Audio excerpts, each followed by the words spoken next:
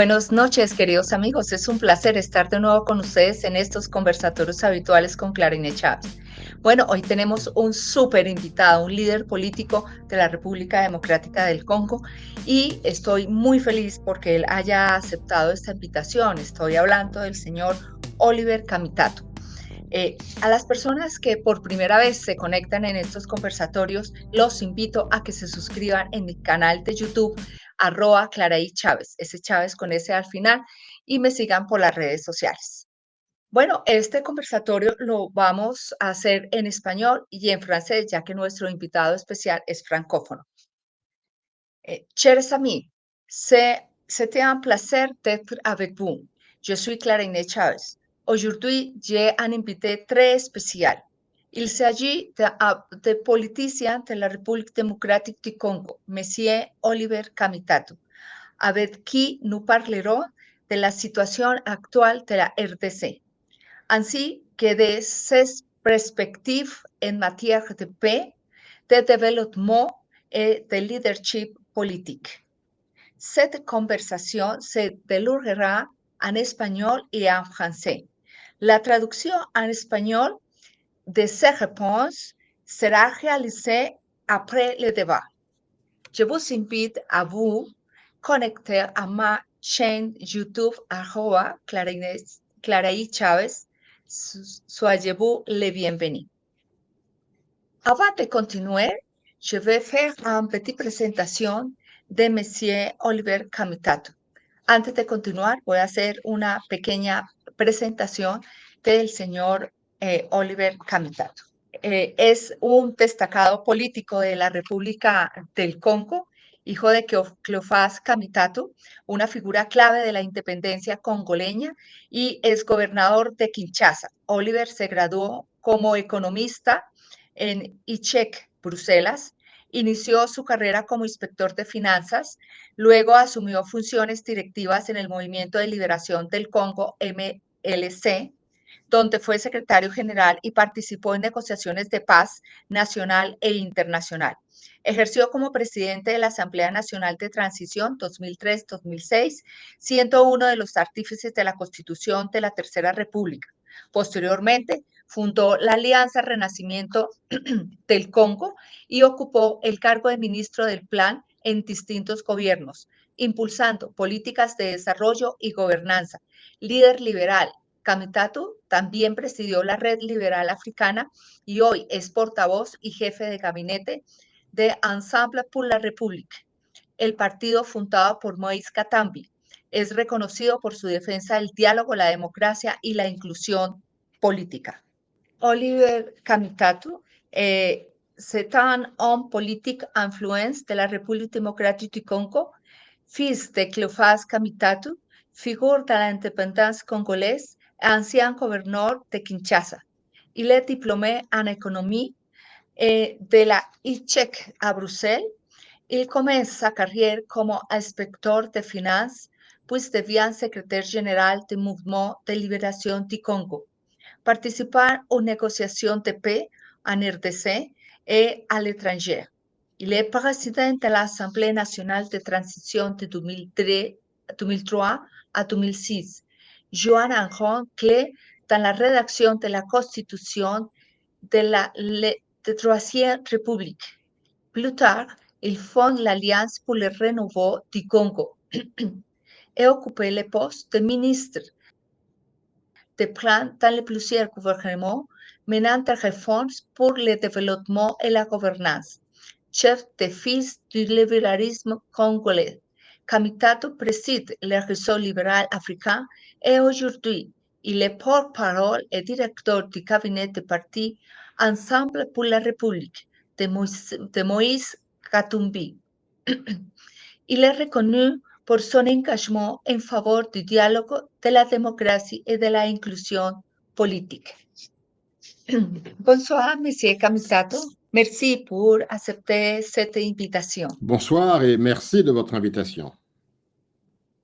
Ok, je voudrais commencer pour faire quelques questions. La première question est, quelle est votre analyse de la situation actuelle de la République démocratique du Congo notamment avec la résurgence du conflit dans l'Est et l'impact humanitaire sur la población.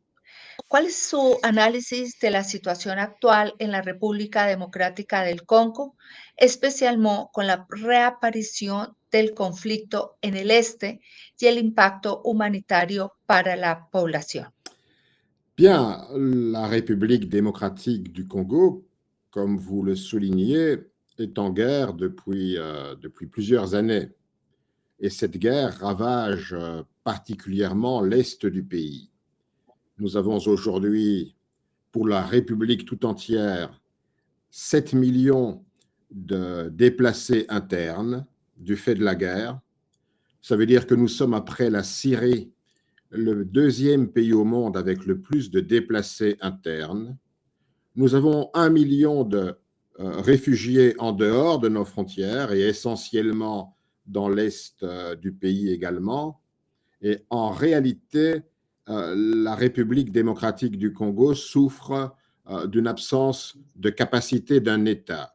Nous avons plus de 28 millions de personnes qui souffrent de la faim dans le pays, un des pays pourtant les plus riches au monde, mais qui souffre d'une très mauvaise gouvernance. Et cette pauvreté de masse est une des explications de la crise profonde que traverse le pays, dont l'illustration la plus grave est celle de la guerre à l'Est. Il faudrait dire à nos auditeurs et à nos téléspectateurs que la guerre à l'Est a commencé il y a très longtemps, il y a une trentaine d'années, avec la déstabilisation, le génocide qui s'est déroulé au Rwanda en 1994. Ce génocide avait provoqué un déplacement massif de population du Rwanda vers la République démocratique du Congo, il y a 30 ans. Plus d'1 million de personnes avaient fui le Rwanda et se sont retrouvées en République démocratique du Congo. Depuis 30 ans, la plupart sont rentrés, bien entendu, mais des groupes extrémistes sont restés en République démocratique du Congo et ont continué à faire la guerre en République démocratique du Congo. Et donc, depuis plus de 30 ans, l'Est du pays est ravagé par la guerre à cause de la résurgence des groupes armés, des conflits provoqués par ces déplacements de population et évidemment l'absence d'autorité de l'État congolais et d'une armée congolaise en capacité à éradiquer les groupes armés, à les neutraliser, à assurer la frontière, donc la sécurité à l'intérieur du Congo et aux frontières du Congo. Ce qui fait que le Congo est un État fragile, très fragile, et que des armées étrangères sont souvent entrées dans le territoire congolais sous le prétexte de vouloir chasser les extrémistes du Rwanda et certains de l'Ouganda. Qu'est-ce que c'est votre opinion sur l'accord de paix que se fait avec le gouvernement les États-Unis? Est-ce que vraiment c'est un accord de paix que c'est bon pour le pays, que vraiment va garantir la paix?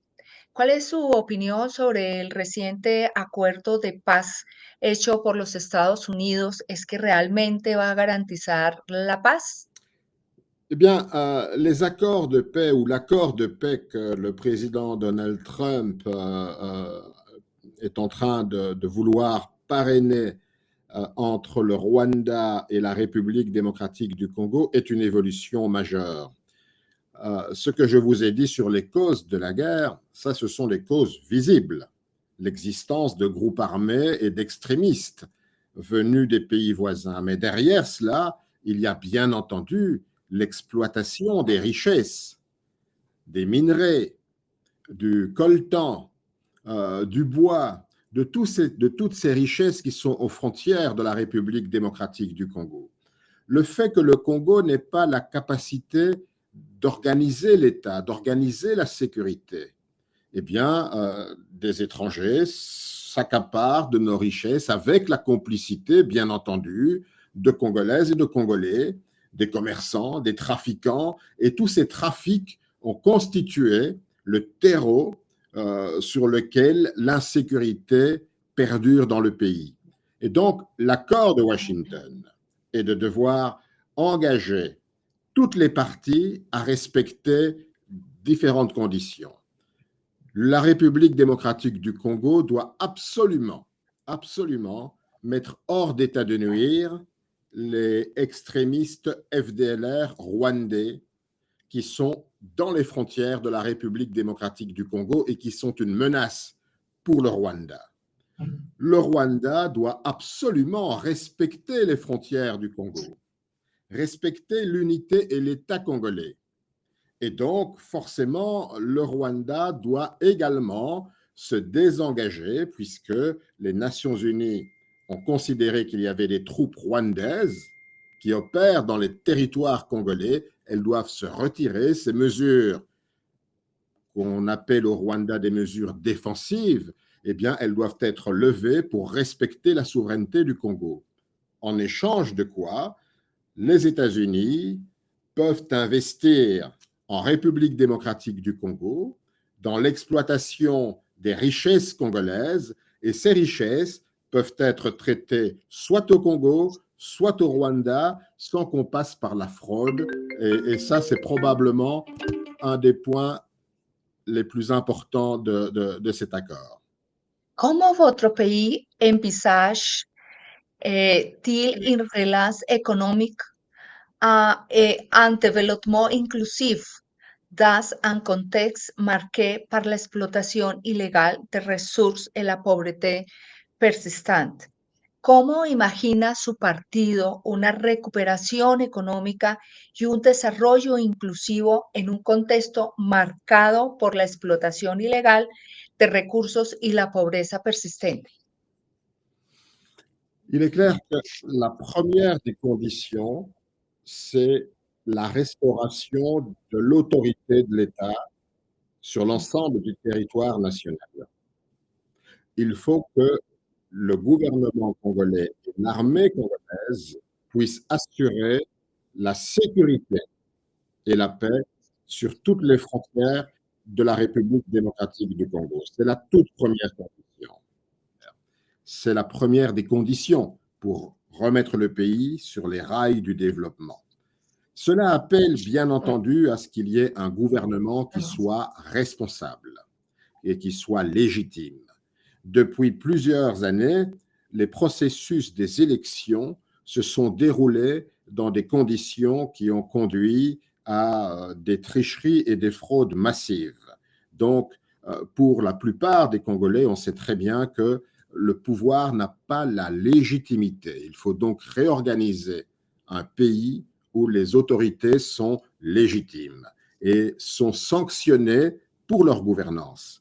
Puisque le troisième point pour la relance économique du pays, il faut à la fois un pays, un État qui fonctionne, une justice qui fonctionne, un climat des affaires et des investissements qui soit favorable, ce qui veut dire qu'il faut mettre fin à l'impunité, il faut mettre fin à la corruption, et c'est un pays qui manque d'infrastructures.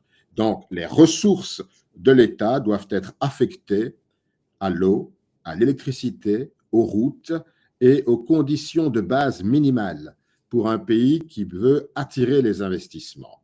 La République démocratique du Congo, aujourd'hui, c'est plus de 110 millions d'habitants, mais la pauvreté de masse frappe 72% de la population. C'est un pays qui n'a pas de route, qui n'a pas d'électricité et qui pourtant dispose des minerais les plus importants en Afrique centrale.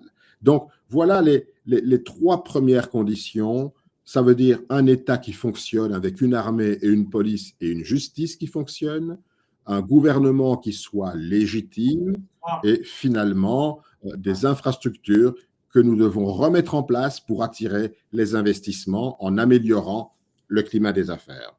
Depuis quelques années, toute l'économie congolaise repose sur une seule province, le Katanga, qui aujourd'hui produit 3 millions de tonnes de cuivre.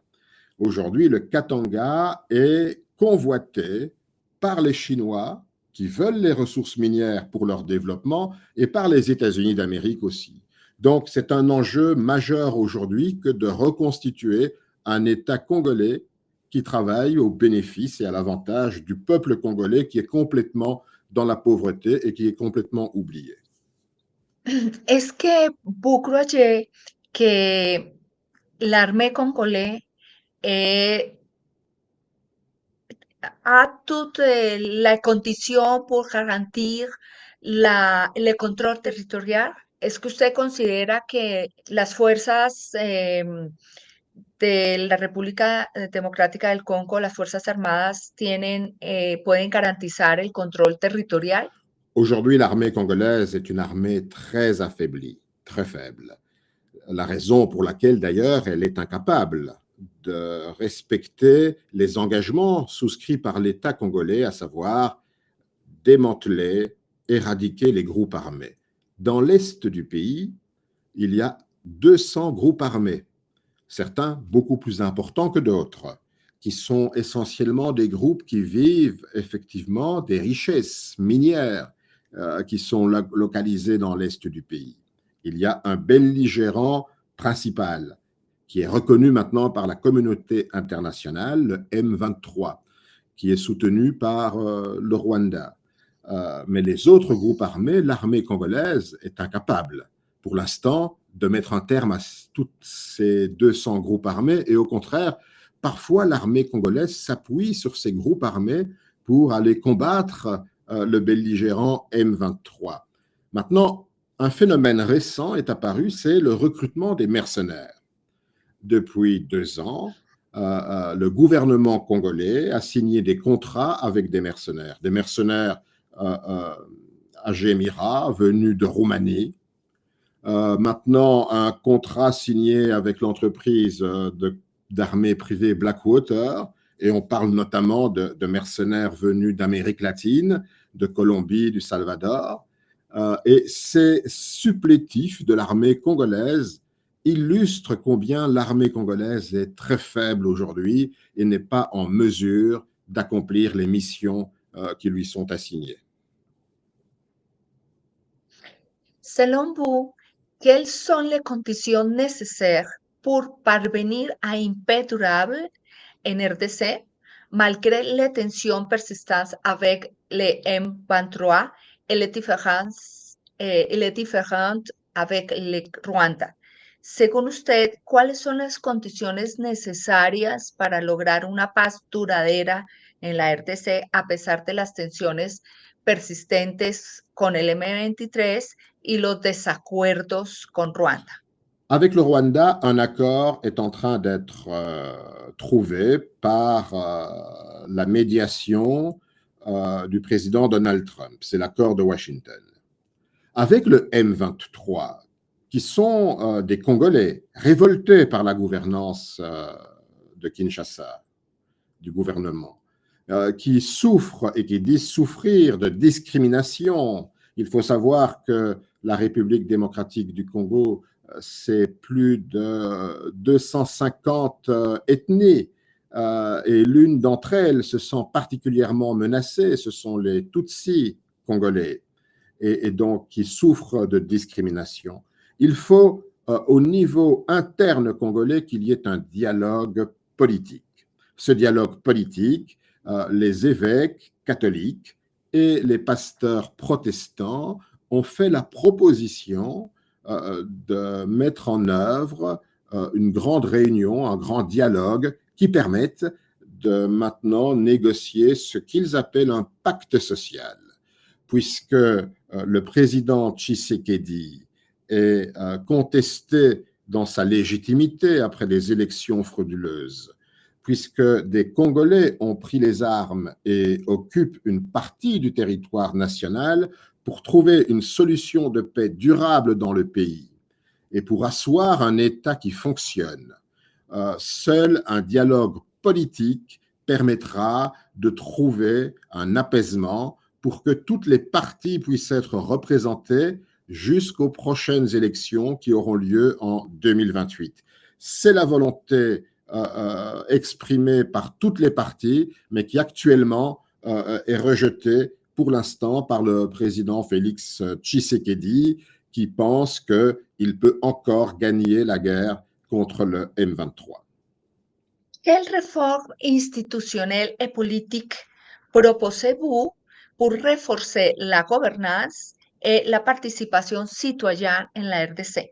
¿Qué reformas institucionales o políticas propone para reforzar la gobernanza y la participación ciudadana en la RDC? La toute première réforme, c'est de garantir que l'État congolais va revenir à son propriétaire, qui est le peuple congolais. Il faut absolument que le pouvoir qui va diriger la République démocratique du Congo demain soit légitime, que chaque Congolaise et chaque Congolais se sentent effectivement représentés par le chef de l'État qu'ils auront choisi et les institutions, les députés qu'ils auront élus. C'est la toute première condition pour permettre effectivement de trouver une solution. C'est d'abord la première réforme, c'est permettre la légitimité des représentants du peuple congolais. La deuxième réforme, la plus importante également, c'est que les richesses du Congo, la gestion de l'État congolais et des richesses du Congo reviennent aux Congolais, parce qu'aujourd'hui, la richesse du Congo est accaparée uniquement par les dirigeants qui n'ont pas été élus et qui sont dans une opération d'enrichissement extraordinaire, mais contre une pauvreté grandissante des Congolaises et des Congolais. Il faut donc requalifier la gouvernance congolaise pour que la richesse et la croissance économique du Congo, eh bien, les avantages de cela reviennent aux Congolais, et particulièrement dans des secteurs importants comme la santé, comme l'éducation, comme les infrastructures de base. Aujourd'hui, il faut savoir qu'il y a à peu près 7 millions d'enfants congolais qui ne sont pas scolarisés, qui ne vont pas à l'école. Il y a plus de 20, d'après les Nations Unies, 27 millions de Congolais qui souffrent de la faim. Donc, les territoires ruraux, les paysans congolais sont abandonnés. Le peuple congolais est abandonné à lui-même, sans eau, sans électricité, mais avec des dirigeants qui s'enrichissent énormément avec les ressources, les matières premières issues du Katanga. C'est probablement et c'est certainement la deuxième priorité en termes de réforme, la requalification de la gestion du gouvernement pour lutter contre la corruption, et les réformes qui ont trait à attirer les investissements suivront naturellement. Il y a quelques académiques qui pensent que l'État congolais est un État failli. Est-ce que vous croyez que c'est vrai ou pas? Algunos académicos consideran que el Estado congolés es un Estado fallido. ¿Usted qué piensa? ¿Que es verdad o no? J'ai travaillé longtemps sur cette question des États faillis ou des États fragiles. Le premier des critères, c'est ramener la paix. Les causes d'un État failli ou d'un État fragile, c'est l'absence de paix, et nous devons trouver une solution à la paix. La deuxième condition, c'est qu'il y ait un dialogue politique, c'est que les institutions représentent le peuple congolais et que ce dialogue politique permette d'écouter tout le monde. La troisième condition, il faut qu'il y ait la justice et que cette justice soit rendue de manière impartiale et qu'il n'y ait plus d'impunité. La quatrième condition est que nous nous mettions d'accord sur le plan de développement du Congo. Et un État failli ou un État fragile, très souvent, les plans de développement ne sont pas connus par la population, seulement par les dirigeants. Il faut une large appropriation de ce plan de développement derrière lequel le peuple congolais se sent représenté et partie prenante. Et cinquième condition, il faut que les ressources soient affectées au développement et au plan de développement du pays. Voilà les 5 conditions. La paix, le dialogue, la justice, un plan de développement et la mobilisation de nos ressources pour le plan de développement. Qu'est-ce qu'on constate aujourd'hui?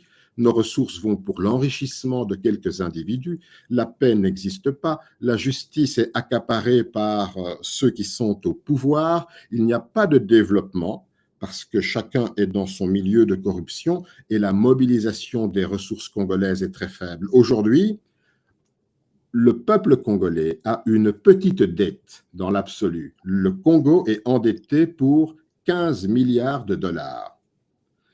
Mais le budget Wow. de l'État est très faible. Le budget de l'État, pour une année, c'est maximum 10 milliards de dollars.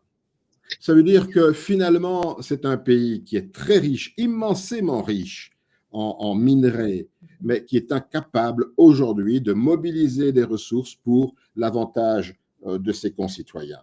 Par contre, l'aide reçue du Fonds monétaire international, de la Banque mondiale et des bailleurs de fonds est toujours détournée par une poignée d'individus sans qu'il y ait de véritables résultats de développement pour la population congolaise. C'est ça un des grands maux qui ruine le Congo aujourd'hui.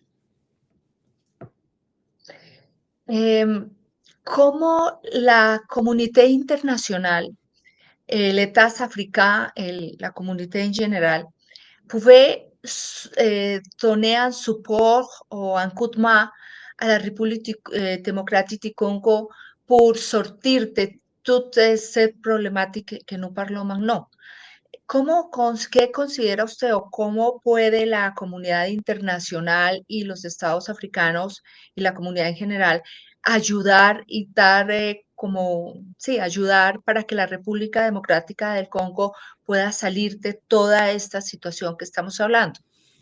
La communauté internationale, les Congolais sont très sensibles à ce que Bruxelles, Washington, Paris, Londres peut soutenir ou peut rejeter au niveau international. Ce dont on a besoin aujourd'hui, c'est de remettre le pays sur les rails. L'accord de Washington est un bon accord. C'est un accord qui permet d'avoir une paix durable avec le Rwanda. C'est déjà un pas très important, mais qui n'est pas suffisant. Maintenant, il faut accompagner les Congolais à travers un dialogue politique pour leur permettre d'organiser une transition vers des élections qui soient des élections crédibles, transparentes et qui permettent au peuple congolais de choisir librement ses dirigeants. Ces dirigeants devront être accompagnés pour que la corruption, les mesures visant à l'enrichissement des individus, de ceux qui dirigent, eh bien, la communauté internationale puisse sanctionner ceux qui effectivement détournent l'argent congolais à leur profit et contre le peuple congolais. La communauté internationale peut également agir et accélérer le mouvement vers la paix en sanctionnant tous ceux qui refusent et le dialogue politique, tous ceux qui refusent de laisser tomber les armes. Les sanctions sont efficaces en Afrique. Il faut vraiment que la communauté puisse agir dans ce sens-là et de manière impartiale pour permettre le dialogue, une transition et de bonnes élections.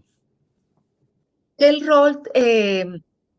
rôle la société civile et les initiatives locales pouvaient-elles jouer dans les processus de réconciliation et de dialogue national? ¿Qué papel puede desempeñar la sociedad civil y las iniciativas locales en los procesos de reconciliación y de diálogo nacional? Le rôle de la société civile est extrêmement important. Il est assumé par l'Église catholique et l'Église protestante qui s'investissent énormément pour que nous puissions avoir un dialogue politique. Mais il y a également des actions qui sont courageusement menées par la société civile pour dénoncer la corruption, dénoncer le vol et l'enrichissement des dirigeants actuels. Donc, la société civile, à travers sa mission, d'observer et de dénoncer l'enrichissement, le pillage des ressources minières, le pillage du trésor public congolais, cette société civile, sa présence est nécessaire, elle doit même être renforcée, sa présence même dans un dialogue politique ne peut pas être contestée. La société civile congolaise et la diaspora congolaise ont un grand rôle à jouer. Quelle est votre position sur le débat actuel concernant une éventuelle réforme de la Constitution et la limitation des mandats présidentiels en RDC? ¿Cuál es su posición respecto al debate actual sobre una posible reforma constitucional y la limitación de los mandatos presidenciales en la RDC? La constitution actuelle de la RDC, j'ai eu le privilège de diriger le Parlement qui a adopté cette constitution, donc j'en suis un des pères. Les Congolais sont extrêmement attachés à cette constitution. Elle peut avoir des faiblesses. Il y a des dispositions qui peuvent évoluer. Mais aujourd'hui, l'État congolais, comme on l'a dit, est tellement fragile que c'est un point qui doit être mis après les élections et après une transition. Aujourd'hui, modifier la Constitution dans le but simplement de conserver le pouvoir par la fraude et la tricherie, ou conserver le pouvoir par l'instrumentalisation des institutions, comme le Parlement, qui lui-même est issu de la fraude électorale, ou l'instrumentalisation de la justice, de la Cour constitutionnelle et de ses magistrats, ce n'est pas possible. Il faut aujourd'hui respecter les dispositions de la Constitution en ce qui concerne le délai des mandats. Il y a dans la Constitution congolaise ce qu'on appelle un verrou, des choses qu'on ne peut pas modifier. Il faut respecter ce verrouillage de ces dispositions qui ont trait à la forme démocratique de l'État, qui ont trait au nombre de mandats, 2 mandats pour le président de la République, qui ont trait à la durée de ces mandats qui est de 5 ans. Voilà, c'est des dispositions intangibles et aujourd'hui, il ne faut pas toucher à cela. Ça, c'est l'objet d'un grand consensus. Cette constitution a été adoptée par un référendum constitutionnel en 2005, en décembre 2005. Il y a 20 ans, 80% des Congolais ont dit oui à cette constitution. Donc aujourd'hui, ce n'est pas dans une période de guerre, ce n'est pas dans une période où des armées étrangères sont en République démocratique du Congo, où l'État congolais n'arrive même pas à organiser la paix et la sécurité sur l'ensemble du territoire, qu'il faudrait changer de constitution pour garder et conserver le pouvoir frauduleusement. Donc, c'est une question qu'il faut mettre de côté. Organisons-nous d'abord pour un dialogue politique, une transition politique et des élections crédibles qui mettent en place des institutions légitimes. Un tant que fondateur de l'ARC, d'Ensemble pour la République, comment définissez-vous votre vision de leadership politique dans le Congo actuel? Como fundador de la ARC, es decir, luchando por la unión de la República, ¿cómo define usted su visión de liderazgo político en el Congo actual? Écoutez, nous avons une boussole. La boussole de Ensemble et de l'ARC, de l'ARC, c'est d'abord le respect des libertés, le respect de l'état de droit, le respect de la séparation des pouvoirs. Et nous sommes donc dans la grande famille libérale, nous sommes totalement et entièrement attachés au respect de la liberté des Congolais de choisir leurs dirigeants. Mais ces dirigeants, même s'ils sont choisis librement, ne peuvent pas être des dirigeants qui ne rendent pas compte. Après la liberté, il y a donc la responsabilité. Nous devons assumer nos responsabilités. Être un ministre, c'est être au service. Ce n'est pas être en position simplement de s'enrichir personnellement sur le dos de la population. Donc, nous devons lier liberté et responsabilité. C'est cela l'engagement notamment de Moïse Katumbi qui préside Ensemble pour la République. C'est mon engagement personnel derrière lequel des amis, beaucoup d'amis dans la grande famille libérale africaine et au niveau international sont également attachés. ¿Qué leçons pouvez être tirées des conflits ethniques en RDC? ¿Qué lecciones se pueden extraer de los conflictos étnicos en la RDC? La RDC est un pays immense de 2 400 000 km², plusieurs fois la France, plusieurs fois la Colombie. Bien entendu, le peuple congolais a besoin que ses dirigeants soient à l'écoute de ses préoccupations. Donc, une province à 2000 km de la capitale, eh bien, la population de cette province a besoin d'être entendue. Ses projets, sa vision d'avenir doit être suivie. Donc, il faut une large décentralisation des responsabilités. Moi, je suis favorable, à titre personnel, au fédéralisme. Ça veut dire qu'il faut plus de responsabilités, donner de plus grandes attributions aux provinces qui doivent pouvoir entrer dans une administration beaucoup plus autonome, mais ils doivent rendre compte de leur gestion dans un ensemble général, dans un ensemble commun. Donc, la vision de l'avenir du Congo est en discussion. Aujourd'hui, c'est d'abord la paix, des élections crédibles, et demain, nous verrons comment l'administration congolaise peut mieux répondre aux besoins de développement de la population. Parmi ces réponses, aujourd'hui, on peut dire décentralisation, peut-être demain, on peut parler de fédéralisme. ¿Cómo encourager la participación de jeunes et de femmes dans la politique? ¿Cómo fomentar la participación de los jóvenes y de las mujeres en la política? La population congolaise est très jeune, un peu comme la population de l'Afrique. Vous savez, en 2050, il y aura, je pense, 2 milliards d'Africains. Et le Congo va représenter à peu près 10% de cette population. Nous avons le pays, un des pays les plus jeunes au monde, le continent le plus jeune du monde en termes de population, même s'il est le plus vieux depuis l'apparition de l'être humain sur Terre. Nous avons une population qui est très jeune. Elle doit être représentée, mais elle doit être bien formée. Ça veut dire que les partis politiques ont un rôle à jouer dans la formation des élites politiques. Et donc, c'est aussi un de nos soucis au niveau de notre parti, Moïse Katumbi, Ensemble pour la République. Nous sommes très attachés à la représentation des jeunes pour qu'ils aient des responsabilités, mais qu'ils soient également formés sur le plan politique. En ce qui concerne les femmes, effectivement, nous avons opté, nous, de plus en plus pour qu'on mette en place progressivement la parité.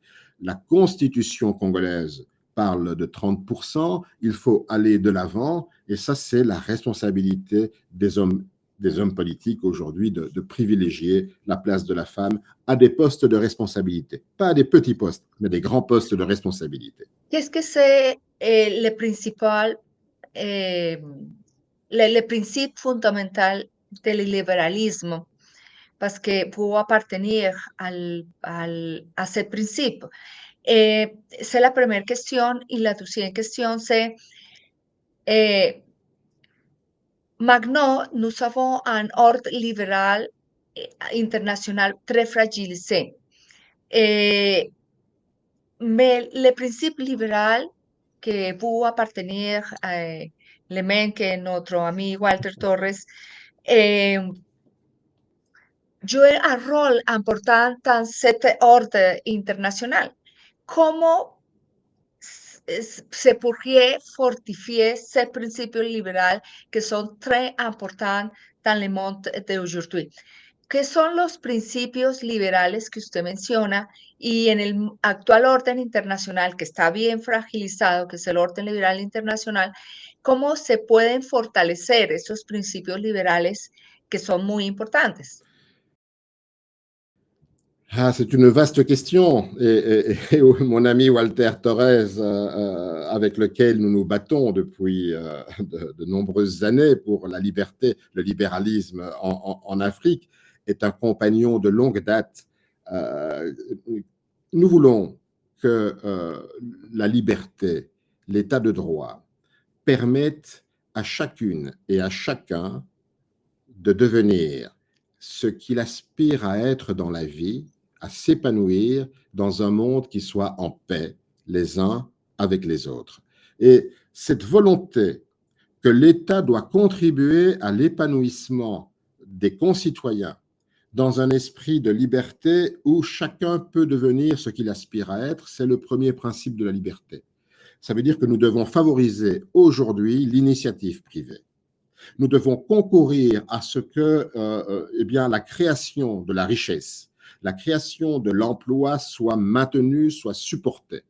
Dans un monde où on sait qu'il y a une compétition énorme entre les différents États, entre les sociétés privées, où la compétitivité est devenue aujourd'hui une exigence, Mais pour être compétitif, ça veut dire qu'il faut des gens bien formés, il faut que nous puissions avoir une capacité à réagir au marché, aux lois du marché, mais sans verser dans le capitalisme sauvage. Nous sommes pour un libéralisme social, particulièrement dans les pays les plus pauvres du monde, où la richesse doit être favorisée, la création de la richesse doit être favorisée, mais sa répartition doit être la plus juste possible, pour que chacun puisse disposer de l'égalité des chances.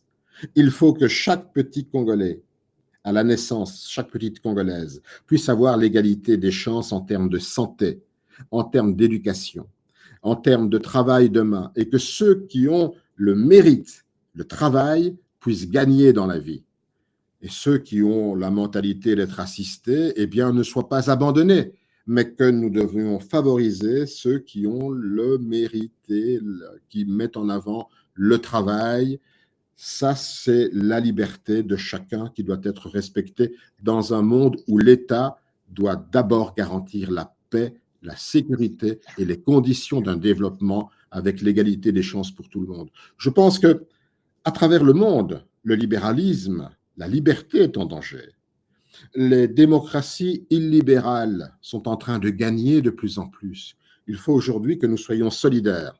Le mouvement libéral, les libéraux dans le monde, ceux qui croient dans la démocratie, dans l'état de droit, dans la justice, dans les mérites, dans le travail, puissent aujourd'hui faire preuve de solidarité dans le monde. Et c'est ça la mission que nous nous sommes assignés avec des gens du réseau libéral africain, de l'international libéral, puisque le monde évolue. Le monde évolue très vite. L'intelligence artificielle, les robots, les réseaux sociaux, les nouvelles voies de communication, le commerce international qui explose, la finitude de nos richesses naturelles qui appellent demain que des grands mouvements contre le changement climatique, pour la préservation de la Terre, pour l'écologie, tout ça doit être pris en compte dans une gouvernance qui met en œuvre le respect et la dignité de chaque être humain sur cette terre. Est-ce que vous serez candidat présidentiel la prochaine fois? Est-ce que usted será candidato presidencial próximamente? Nous avons un très bon candidat pour la présidentielle, c'est Moïse Katumbi. Il a été longtemps gouverneur du Katanga, un homme exemplaire, un grand patriote et surtout quelqu'un qui a témoigné à travers ses activités, parce que c'est un homme d'affaires qui a développé les affaires.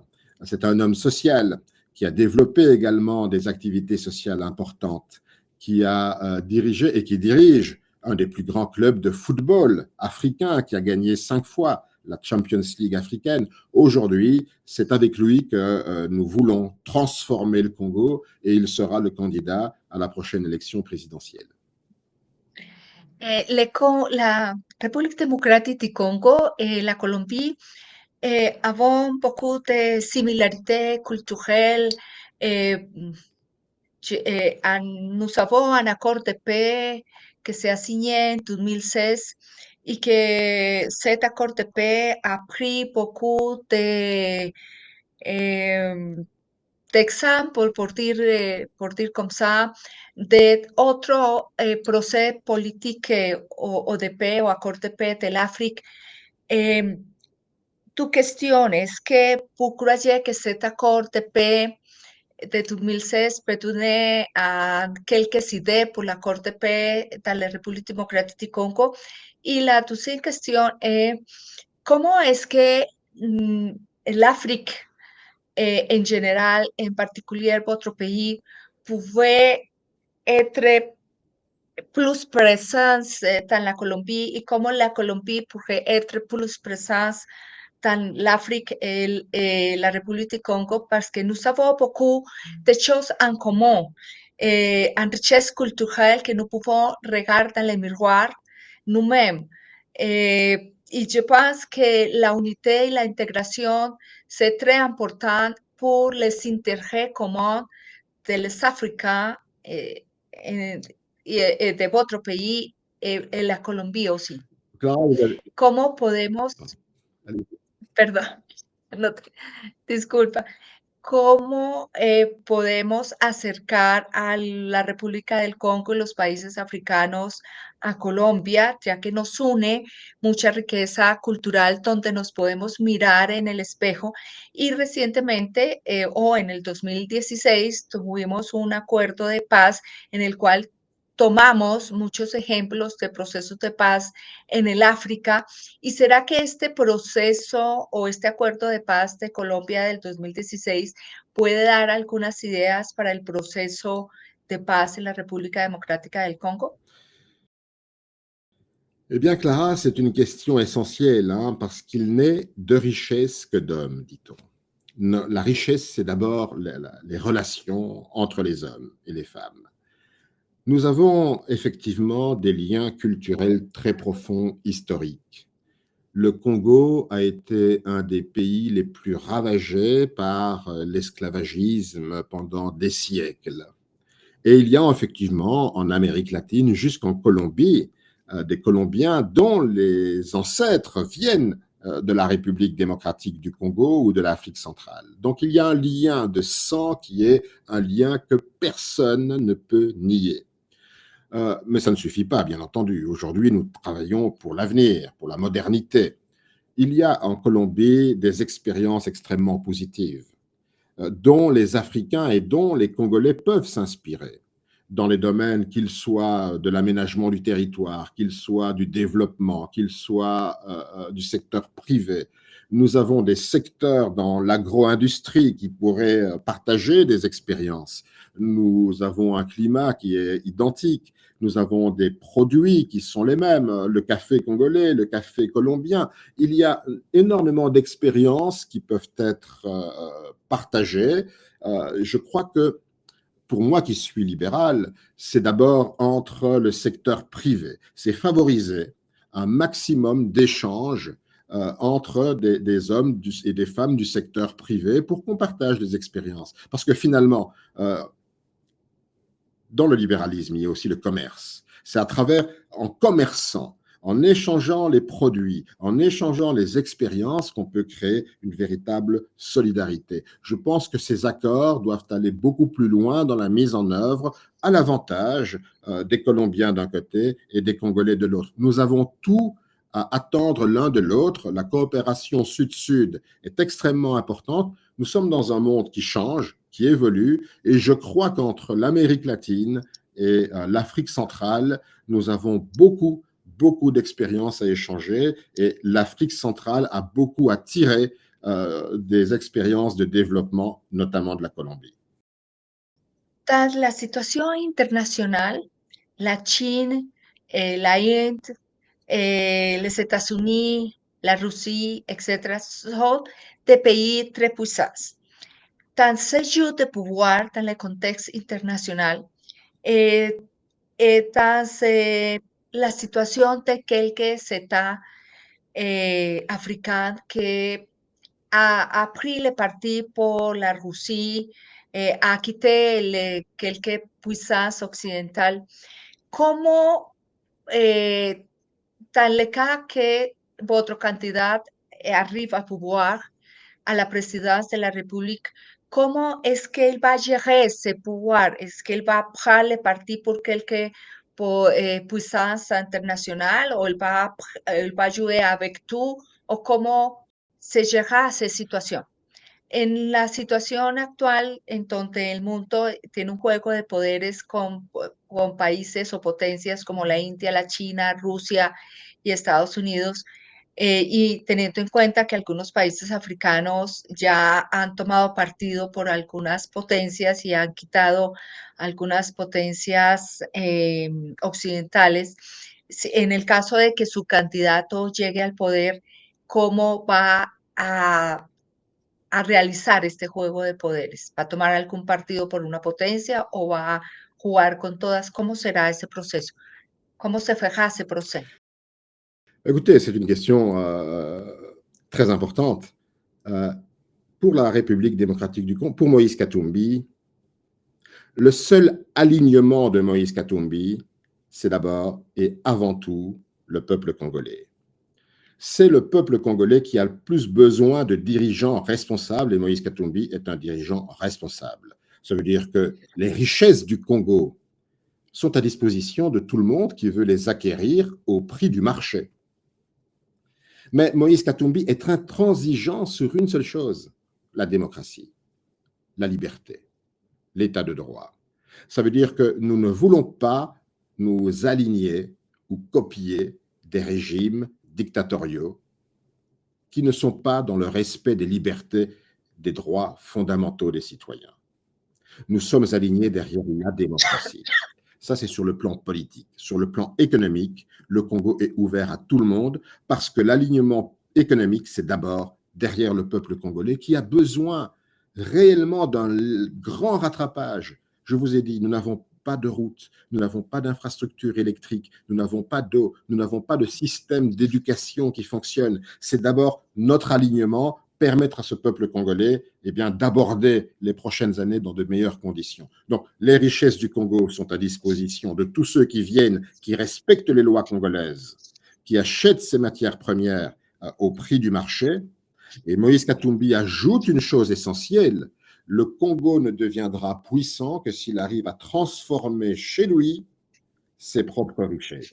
Nous devons aujourd'hui avoir des usines de batteries congolaises pour les voitures qu'on construit dans le monde, pour les téléphones qu'on construit dans le monde. Nous devons avoir une industrie qui façonne nos propres produits miniers ou agro-industriels. C'est le grand défi de Moïse Katumbi, c'est le grand défi de l'avenir du Congo, c'est que nous n'exportions plus nos minerais ou notre bois ou nos produits agricoles de manière brute, mais que nous puissions les transformer chez nous et nous aurons acquis un pas important comme un des acteurs clés pour l'avenir, y compris de la planète, puisque dans le changement climatique, nous sommes, après l'Amazonie, la forêt congolaise, le bassin du Congo est le deuxième réservoir contre le changement climatique dans le monde. Monsieur Oliver Kamitatu, je remercie beaucoup cette conversatoire pour votre participation. Nous serons toujours prêts à votre disposition. J'espère qu'il y aura une prochaine opportunité pour que vous serez dans cette. Mais je voudrais aussi à toutes les personnes que se trouve maintenant en cette conversatoire, de rappeler ma invitation à se connecter à ma chaîne YouTube, @Claraí Chávez. Muchas gracias, estoy muy contenta y agradezco la participación especial del líder político Oliver Kamitatu en este set y nosotros estaremos disponibles y abiertos a que usted pueda estar próximamente en este set. Le deseamos muchos éxitos a usted, a su política y a su líder. Y no se les olvide mi invitación a las personas que se han conectado en este conversatorio de conectarse, suscribirse a mi canal de YouTube, @Claraí Chávez. Nos vemos próximamente dentro de 8 días, que habrá un super conversatorio también. Je vous souhaite le meilleur pour vous, pour la République démocratique du Congo, pour votre candidat, et vraiment que votre pays mérite le meilleur. Merci. Mérite la paix, mérite la cohésion sociale et tout le bonheur possible. Merci. Merci Merci beaucoup. Clara. À bientôt. J'espère que vous serez ici J'espère. prochainement. Merci. Au Merci revoir. beaucoup.